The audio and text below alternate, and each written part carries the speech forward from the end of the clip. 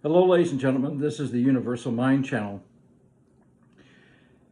In the past, we've dedicated this channel to teaching and instructing about reincarnation and a book I wrote, Reincarnation, the Scientific Theory. But today, we're going to talk about Ukraine. Why? And I've got my Support Ukraine sweatshirt on.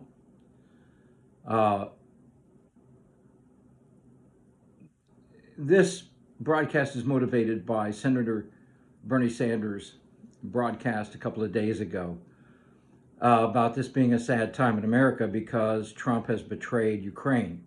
He's shown his true face as a Putin puppet, traitor to democracy, traitor to freedom, traitor to all American values, to support Russia's illegal attack and invasion of Ukraine.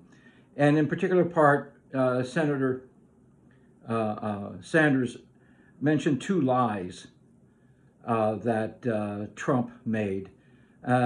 Trump has made his life and his money based upon lies. He's built his political career on lies. And he's attacking Ukraine with lies. The first lie is that Ukraine started the war. Everybody with a brain in the world knows Ukraine did not start this war. Russia did it, Putin did it in February of 2022, 3 years ago. Everybody knows it. Trump knows everybody knows it. There's a reason, though, that he said it, and we'll get to that in a minute. The second lie is Trump claims President Zelenskyy, the duly elected president of Ukraine, is a dictator. Nothing could be further from the truth. Trump is a dictator. Trump wants to be a dictator. Trump has taken over the Supreme Court. He's taken over the legislature through, specifically with the legislature, he's taken it over the Congress through his opposition and his threats to oppose legislators if they oppose him. And he's been very effective at it, to the point where legislators would rather retire than confront him. Now, that just goes to the lack of backbone in the Republican Party, but that's another issue. That's a story for another night. The main point is Trump's lies. Zelensky's not a dictator, he's duly elected. Trump knows that too, and Trump, I think, everybody knows that too.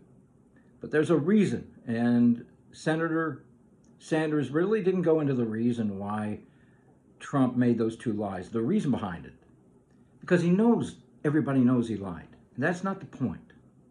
The point is, historically, and this is a very serious, scary moment, not just for America, but for President Zelenskyy personally, and the people, the valiant people of Ukraine.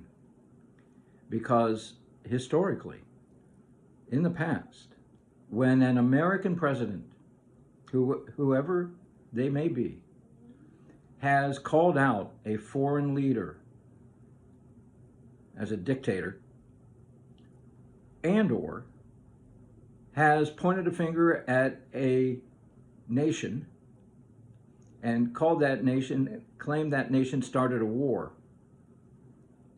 that has often been the prelude to American assassination plots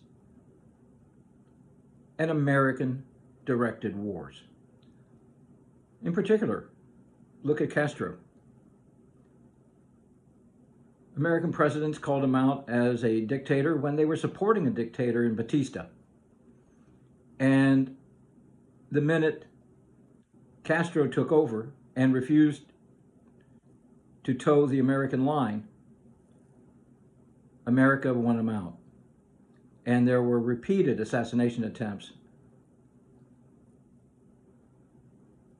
by American interests, CIA, mob, unsuccessful, but nevertheless they tried repeatedly to kill Castro. Back in Vietnam days, the Diem brothers were running South Vietnam. There was a coup. They were killed, deposed, and they were killed. Was America behind it? It has been alleged that they could have stopped it at any time. South Vietnamese military officials are alleged to have committed the assassination, committed the coup. They took over.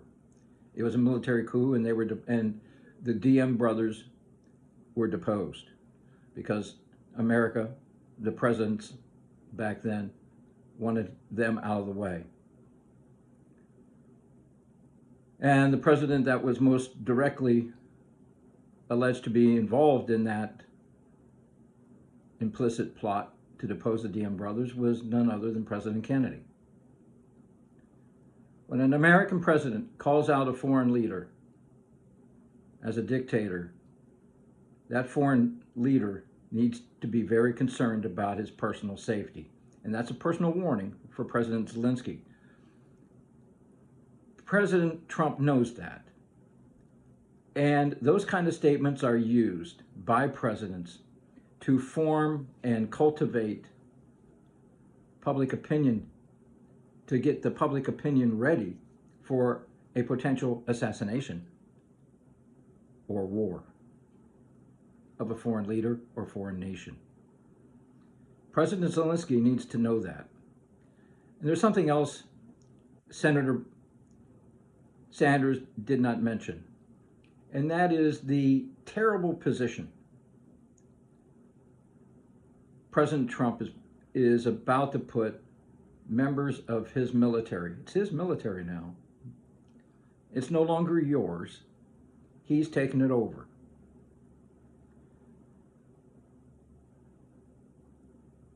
Does an American military person who spent 10, 20 years in dedicated service to his country, this country, do they risk pension, career values, community respect, community adoration, community honor, national honor? Do they risk that by standing up to Trump and saying, we're not going after Zelenskyy? That's an illegal order. We're not going to do it. You need to go to jail, Mr. President. You've made a threat against a national leader in time of war, and you should go to prison yourself. You should no longer be president. Are they going to stand up to him and say that to him? That's a serious issue, isn't it? Our military men are men of honor, men and women of honor. They deserve the utmost respect, not just from us, but from Trump.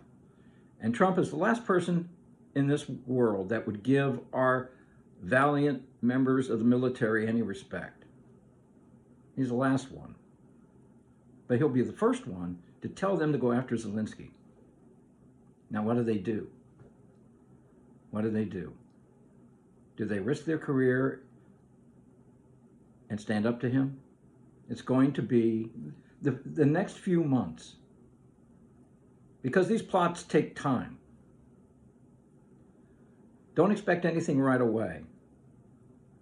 They lurk in the shadows. They wait for a time when time has moved on and public has gone on to other issues, and then bam, out of the shadows, a gun or a poison. Putin's really big on poisons. So we'll have to wait and see. And I feel great anguish for the members of our military, especially high-ranking Pentagon officials and special operations guys. Can you imagine being brought into you're a special operations guy? Maybe you just retired and you're trying to find a job, and you really don't, you're worried about your future as an ex-military guy, and your pension's really not that great, and you got some kids, and then somebody from You knock on the door. I'm here for the President of the United States. He wants to see you today. Oh, wow. The President wants to see me. I matter. I'm important. I have another mission. And then you go into the Oval Office, the door's closed, there's nobody but you and the President. And the President says, you have a target. The target is the President of Ukraine. Go get him. What do you do? What do you do? Another thing to point out.